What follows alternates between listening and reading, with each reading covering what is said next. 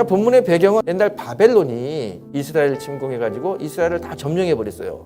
이 바벨론에 느부갓네살이라고 하는 왕이 있는데 포로로 데리고 오는 사람들 중에서 특별히 똑똑한 아이들, 걔네들을 데려다가 교육을 잘 시켜서 바벨론의 지도자로 만들어야겠다, 그런 생각을 해요.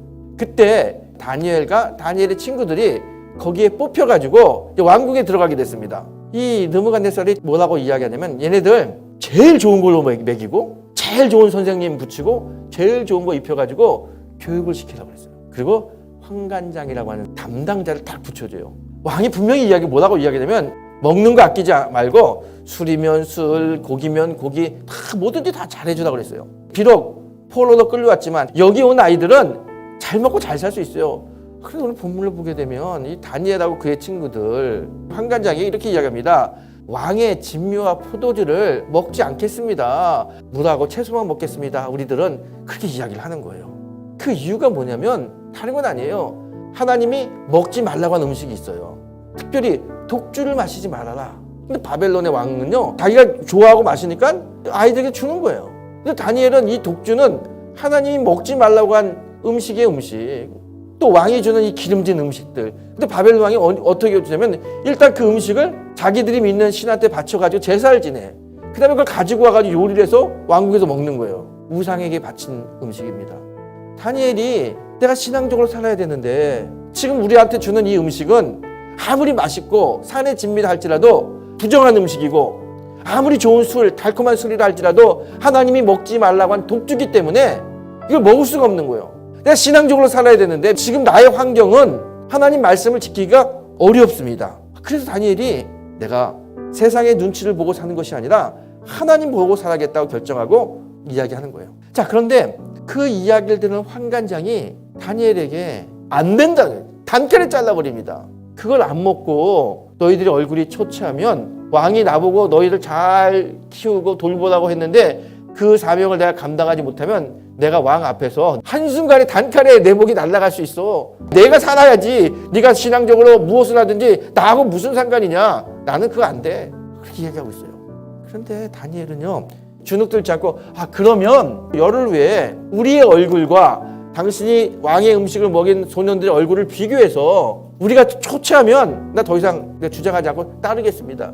하지만 내 얼굴이 그들 소년보다 좋으면 이 채식과 물을 먹게 해주세요. 이렇게 이야기합니다.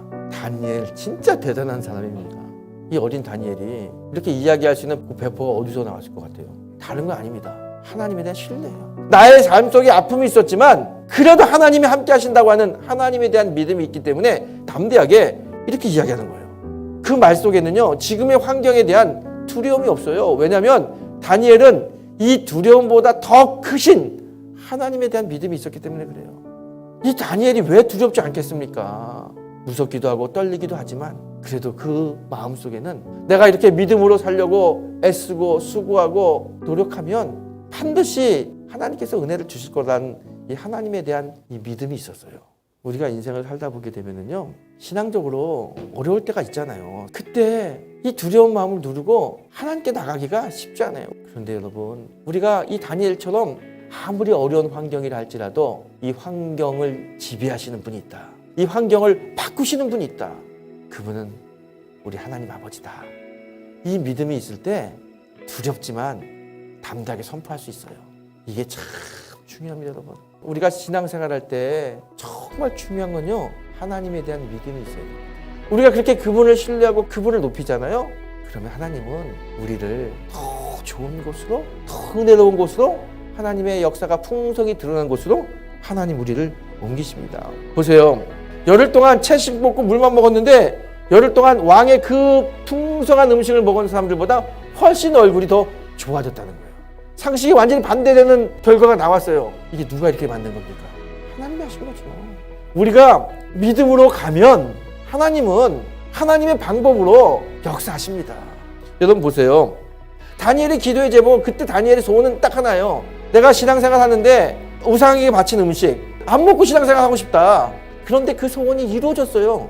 자, 그런데 하나님이 그것만 응답했느냐? 그렇지 않다는 거예요. 하나님 이렇게 말씀하십니다. 다니엘의 친구들에게 하나님 뭘 줬어요? 모든 학문을 깨우칠 만한 지혜를 주셨어요.